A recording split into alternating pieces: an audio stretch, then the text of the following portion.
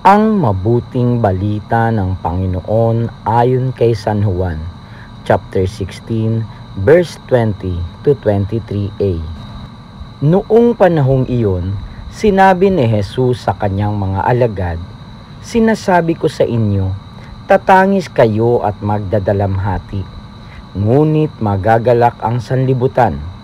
Matitigib kayo ng kalungkutan, subalit ito'y magiging kagalakan.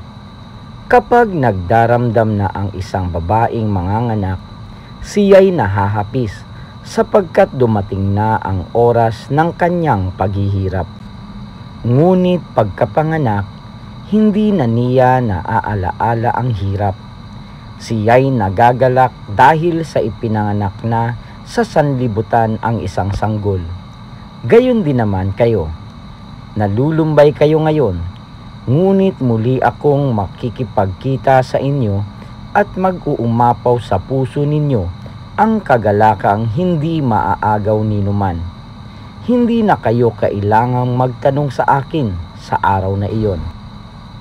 Ang mabuting balita ng Panginoon. Pinupuri ka namin, Panginoong Hesukristo.